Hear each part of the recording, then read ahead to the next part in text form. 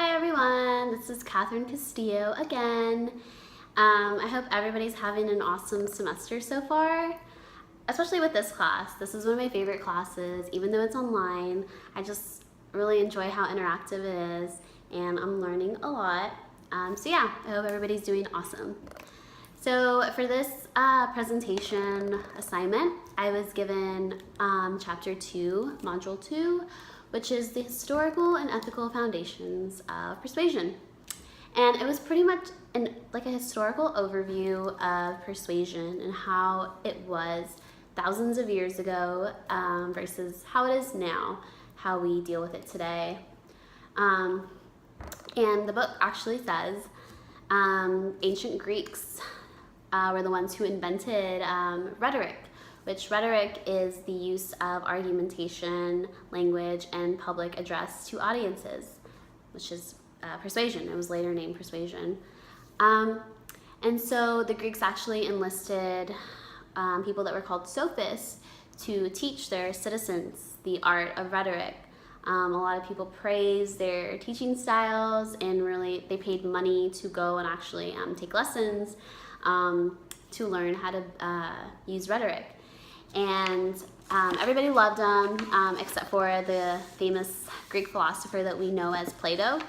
He actually denounced their works and their teaching styles. He actually he really didn't appreciate what they were teaching Greeks, their fellow Greeks.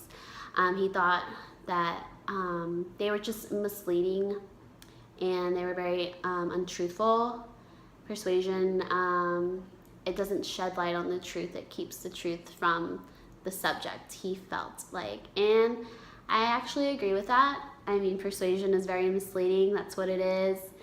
And so yeah, he was not a really big fan of the sophists. Neither was his student Aristotle. He felt the same way about persuasion, that it pretty much just, it didn't have any universal truth. And Plato, his deal was that he thought it was just relying on style versus substance. It didn't really have any meaning to it. He didn't see why it was even necessary to learn that or perfect that. And I think the book gave a really good example of Plato's just like point of view and his like stance.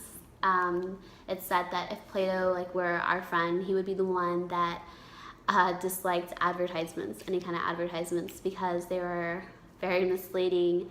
They stretched the truth tremendously. And yeah, that's what advertisers and advertisements do. They're very misleading, and I feel like it's pretty much a big old lie. You don't get what they're putting out. They say one thing, and when you get whatever product it is that they advertised, it's completely different from what they said it would be. So yeah, there's that. And the book also talks about like contemporary approaches to understanding persuasion. It talked about how there are different theories about persuasion, going back to advertisements, that advertising exploits people.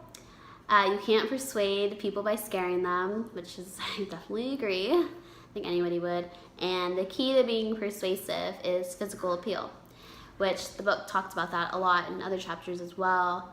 And I think I would definitely agree. We're definitely usually guided or misled on purpose by people who have characteristics of physical appeal.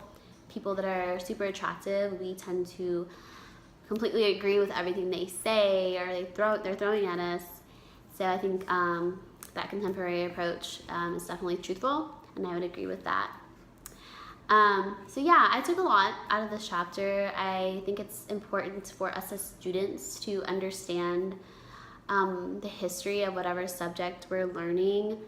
I think it's just vital to understanding it better, to see like how it was then versus how it is now. And it's still relevant now, which I think is completely interesting. I mean, we have a class on it and I'm learning a lot, and I think that it is a complete art form. Like, some people are really good persuaders and some people are not, and some people use it ethically and some people don't.